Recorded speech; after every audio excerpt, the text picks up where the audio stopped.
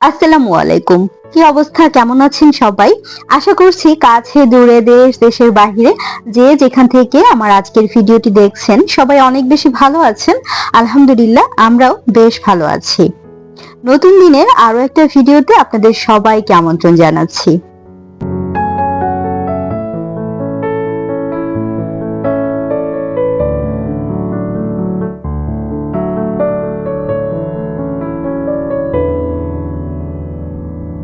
সকাল সকাল সবার মনটা ভালো করে দেওয়ার জন্য একটু ছাদ বাগানে এসেছি। আর ছাদ বাগানে এসে আমারই তো মনটা অনেক বেশি ভালো হয়ে গেছে। কারণ এরকম সুন্দর সুন্দর ফুটন্ত ফুলগুলো দেখলে কার না মন ভালো হয় বলুন তো। জবা ফুল গাছে মাশাআল্লাহ বেশ বড় বড় দুইটা জবা ফুল ফুটেছে, সেই সাথে পর্তুলিকা তো একদম গাছ ভরে আছে ফুটে। আর এখানে আমার দেখুন পার্পেল সুন্দরী, কি সুন্দর একদম পাখাগুলো মেলে তাকিয়ে আছে মনে হচ্ছে আমার দিকেই। আমার বাগানের প্রত্যেকটা গাছ মাশাআল্লাহ এত সুন্দর গ্রো করছে। এখন তো প্রচন্ড রোদ, সকাল সকালে ছাদে দেখলাম এত পরিমাণ রোদ উঠেছে, আমার নিজেরই কষ্ট হচ্ছিল ভিডিও শুট করতে। তারপরেও চলে এসেছি আমার প্রিয় ভিউয়ার্সদের জন্য কিছুটা ভিডিও শুট নেব তার জন্য। এখানে এই যে দেখতেই পাচ্ছেন পাট শাকগুলো কেমন যেন একটু লালচে লালচে হয়ে গেছে একটা সাইড থেকে। আচ্ছা কেন হয়েছে এমন বলতে পারেন? অবশ্যই কমেন্ট করে জানাবেন। আর মাশাআল্লাহ আমার পাট শাকগুলো কিন্তু অনেক বড় হয়ে গেছে। আজকে ছাদ বাগানে আসার একটা উদ্দেশ্য আছে। এই যে কুমড়ো গাছগুলো দেখতে পাচ্ছেন, এগুলোর আগাগুলো একটু জাস্ট কেটে নিয়ে যাচ্ছি। আর এই আগা বা ডগা যেটাই বলেন না কেন, এটা কিন্তু কেটে একদমই ফেলে দেব না, একটু ঘন করে ডাল দিয়ে রান্না করব, আর সেটাও আপনাদের সাথে শেয়ার করব। আর এটা কিন্তু অনেক বেশি ভালো লাগে খেতে। আমি একটা সময় কুমড়ো শাকটা আহ, ঠিক সেরকম ভাবে খেতাম না, তবে প্রথম যেদিন মা কুমড়ো শাক দিয়ে এভাবে ডাল দিয়ে রান্না করে খাইয়েছিল এত মজা লেগেছিল আমার কাছে। তো সেই থেকে আমি বলতে পারেন এটার ফ্যান হয়ে গেছি। তো যাই হোক, এখন এই যে একটু কাটাকাটি করে নিচ্ছি। আচ্ছা আপনাদের সাথে তো শেয়ার করা হয়নি বা বলা হয়নি, আজকের ভিডিওটা কিন্তু পুরোটা সময় জুড়ে আমার সাথে থাকবেন। আজকে খুব সুন্দর সুন্দর কিছু কেনাকাটা করেছি, শপিং করেছি, যেগুলো আপনাদের সাথে আমি শেয়ার করব। ঈদ উপলক্ষে তো আমরা সবাই চাই নিজের মনের মতো করে পুরো বাসাটাকে সাজিয়ে নিতে। তো সম্পূর্ণ বাসাটা শেয়ার করতে না পারলেও চেষ্টা করব অল্প অল্প কিছু কিছু জায়গা সুন্দর করে বাসাটাকে সাজিয়ে নিতে, আর আপনাদের সাথেও শেয়ার করব বলেই কিন্তু ভিডিওটা স্টার্ট করেছি। তো পুরোটা ভিডিও জুড়ে কিন্তু থাকবেন আমার সাথে। আমি শাকগুলো খুব ভালোভাবে একটু কেটে ধুয়ে নিয়েছি। তারপর এখানে মসুরির ডাল বসিয়ে দিয়েছি সিদ্ধ করার জন্য। আর সিদ্ধ করার সময় আমি এখানে কাঁচা মরিচ, তারপর হচ্ছে একটু পেঁয়াজ কুচি, লবণ, হলুদের গুঁড়ো দিয়ে ডালটা খুব ভালোভাবে একটু সেদ্ধ করে ফেলবো। আর এই ডালটা হতে না খুব বেশি সময় লাগে না, সিদ্ধ করা হয়েও গেছে। আমি একটু ডাল ঘোটা ঘুটনি দিয়ে ঘুটে দিয়েছি। এরপর আমি এখানে যে শাকগুলোকে আগে থেকে সুন্দরভাবে কেটে ধুয়ে রেখেছি সেগুলো দিয়ে দিচ্ছি। ডালটা হতে হতে আপনাদের সাথে চলুন আরো একটা মজার রেসিপি শেয়ার করি। আজকে একদম অল্প অল্প করে চেষ্টা করেছি কিছু কিছু রেসিপি আপনাদের সাথে শেয়ার করার জন্য। আজকে আমি হচ্ছে চিংড়ি মাছ নারকেল দিয়ে কচুরলতি রান্না করব। কচুরলতিটা ভীষণ পছন্দ করি, তবে ওই যে কাটার ভয় না খেতে ইচ্ছে করে না। আমার পাশের বাসায় যে আপা আছেন তিনি কিন্তু প্রায় সময় আমাকে অনেক বেশি হেল্প করেন কাজে।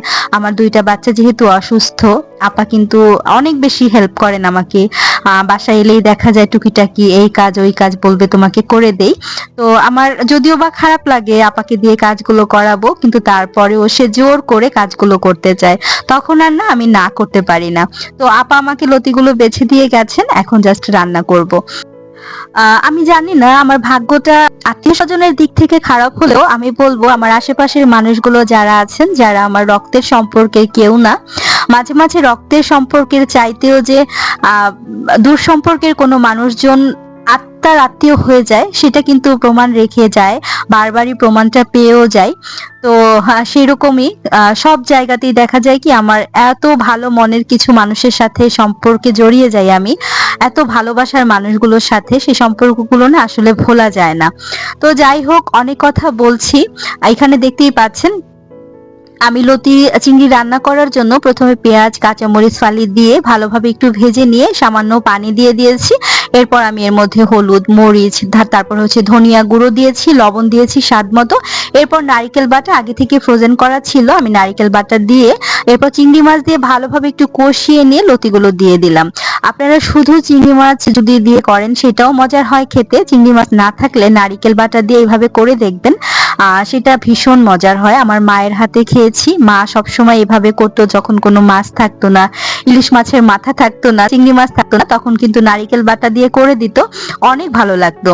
তো যাই হোক, আরো একটা মজার রেসিপি শেয়ার করছি, ফার্স্ট টাইম ট্রাই করেছি, তবে ভীষণ রকম মজা ছিল। এখানে করল্লা আমি চাকচাক করে একটু মোটা করে কেটে নিয়েছি, আপনাদের সাথে হয়তোবা গত ভিডিওতে শেয়ার করেছিলাম।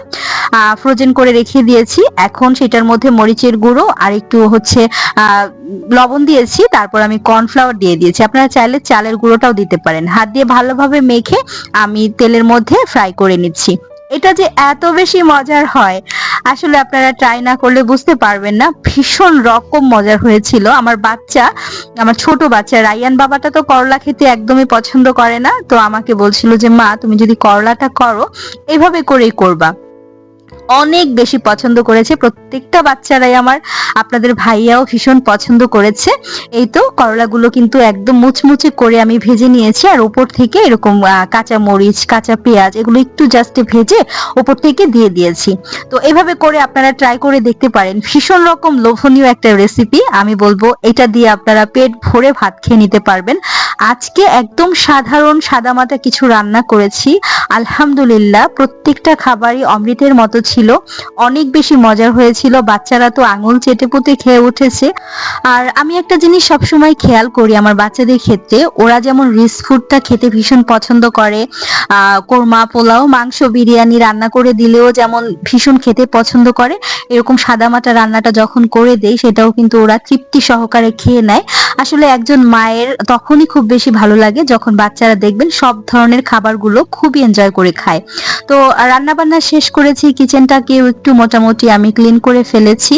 তারপর এই যে আপনাদের ভাইয়া এখানে প্রায় 10 কেজির মতো আম কিনেছে তার বিজনেসের জন্য, আচার বানাতে হবে। তো সেগুলো আমি জাস্ট একটু দেখিয়ে দিলাম আপনাদের সাথে। আর এখন হচ্ছে খাবারটা টেবিলে দিয়ে দিচ্ছি, আর বাচ্চাদের খাবারটাও বেড়ে দেব, তারপর আমি শাওয়ারে চলে যাব। আর ওরা সবসময় 3 ভাই বোন একসাথেই খেয়ে নেয়, ছোট 2জন কিন্তু বড় ভাইয়ের হাতেই খেয়ে নেয়, রাইমা, রায়ান। ওরা সবসময় কি করে, গোলাপের সাথে একসাথে খেয়ে নেবে। গোলাপ নিজেই বলে যে মা আমি ওদেরকে খাইয়ে দেই, তুমি আমার কাছে দিয়ে যাও। তো আমি ওদের 3জনের জন্য খাবারটা একটু এখন বেড়ে দিচ্ছিলাম। আমি জাস্ট ডেকোরেশনের জন্য যেভাবে একটু সাজিয়ে গুছিয়ে দেয়া দরকার সাজিয়ে গুছিয়ে দিচ্ছি, তো পরবর্তীতে ওদের যার যতটুকু লাগবে ততটুকু নিয়ে নেবে।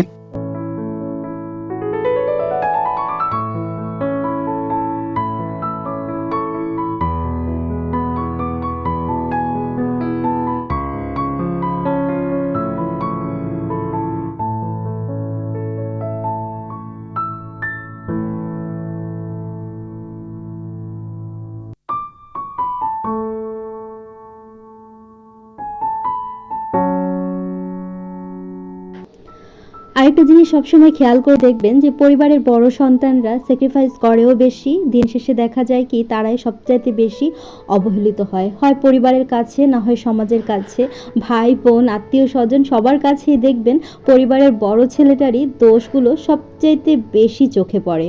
সবার কাছে না, সে দিন শেষে কেমন যেন একটু শত্রু শত্রু ব্যাপার হয়ে যায়। তো যাই হোক, আপনারা সবাই দোয়া করবেন আমার ছেলেটা যেন আমার চোখে কখনোই অপরাধী না হয়, কখনোই দোষী সাব্যস্ত না হয়, কখনো যেন আমার ছেলেটাকে আমি 2 চোখ না করি। আল্লাহ আমাকে সেই দিনটা দেখার আগেই যেন দুনিয়া থেকে উঠিয়ে নিয়ে যান। এরপরে আমি অনেকটা সময় পার করে দিয়েছি। তারপর বৃষ্টি হচ্ছিল, ওদেরকে যখন খাবারটা দিয়েছি তখন প্রচুর বৃষ্টি হচ্ছিল বাহিরে। তারপরই তো আমি শাওয়ার নিয়ে তারপরে হচ্ছে খাওয়া দাওয়া শেষ করেছি, একটু বিশ্রাম নিয়েছি। আর এখন সন্ধ্যায় কাপড় চোপড়গুলো একটু ভাঁজ করে জায়গা মতো জাস্ট রেখে দিচ্ছি। এরপর চলুন আপনাদের সাথে আমার শখের কিছু কেনাকাটা যে করেছি প্রথমেই বলেছি সেগুলো একটু শেয়ার করি। প্রথমে আপনাদের সাথে এখানে শেয়ার করছি, দেখতেই পাচ্ছেন ছোট্ট কিউট সিরামিকের 2টা সল্ট পট বা সল্ট জার, যেটাই বলেন না কেন, হোয়াইট কালারের উপরে আমি সব সময় খুব বেশি ক্রাশ খাই, আমার খুব ভালো লাগে। তো হোয়াইটের মধ্যে এরকম কিউট 2টা সল্টের আমি জার নিয়েছি, আর সেই সাথে এখানে আমি 2টা প্লেট নিয়েছি মার্বেলের। তো এগুলো খুবই ভালো লেগেছিলো আমার কাছে, আর 2টা কালার তো আমার ভীষণ রকম পছন্দ। আর এখানে একটা জুস জার দেখতে পাচ্ছেন, আমি আসলে একদম ট্রান্সপারেন্ট কালারটা চাচ্ছিলাম, তবে সেইটা একদমই ছিল না, ফ্রেশটা ভাইয়ার কাছে ছিল না। আমি যেই শপ থেকে আর কি কেনাকাটাগুলো করে থাকি, তো ভাইয়া কিন্তু পরবর্তীতে এইটার প্রাইসটা আমার কাছ থেকে রাখেননি, আমাকে ভাইয়া এটা গিফট করেছেন। তো মাঝে মাঝে ভাইয়া আমাকে দেখা যায় কি গিফট করেন, এই টাইপের কিছু কিছু জিনিস আছে, ক্রোকারিজ আইটেম আমাকে গিফট করে থাকেন। আপনারা হয়তো বা কম বেশি আমার ভিডিও যারা দেখেন তারা নেন। আর এর আগেও তো আমি আপনাদের সাথে শেয়ার করেছিলাম, এই যে দেখতে পাচ্ছেন এখানে আরও একটা কিউট আমি হচ্ছে জুস জার নিয়েছি। তো ভেবেছি 3 ভাই বোনের জন্য 3 রকমের 3টা জুস জার নিয়ে আসবো আমি, দেখতে ভীষণ ভালো লাগে কিন্তু। তো দেখতেই পেলেন আমি 2টা জারই একসাথে রেখে দিয়েছি। কোনটা আপনাদের কাছে বেশি ভালো লেগেছে অবশ্যই কিন্তু কমেন্ট করে জানাবেন। এখানে একটা পেপার ক্রাশার নিয়েছি আমি, এটা আরও অনেক দিনের ইচ্ছে ছিল, শখ ছিল যে এরকম একটা ক্রাশার আমি কিনবো। তো আজকে যখন পেলাম রিজনেবল প্রাইসের মধ্যে আমি নিয়ে নিয়েছি। আর এইখানে দেখতে পাচ্ছেন কিউট একটা বক্স আছে। তো বক্সটা দেখে হয়তো বা আপনাদের মনে হচ্ছে এটার মধ্যে একটা হটপট আছে, আসলে হটপট না, আমার খুবই আকাঙ্ক্ষিত একটা জিনিস, আমার খুবই পছন্দের একটা জিনিস। এই যে আমি ওপেন করে ফেলেছি, দেখতেই পাচ্ছেন আপনারা, এখানে কিউট একটা হামানদিস্তা আছে, যেটা আমার ভীষণ ভীষণ ভীষণ প্রয়োজন ছিল। আর অনেক দিনের শখ ছিল আমি এরকম একটা কিউট হামানদিস্তা কিনবো।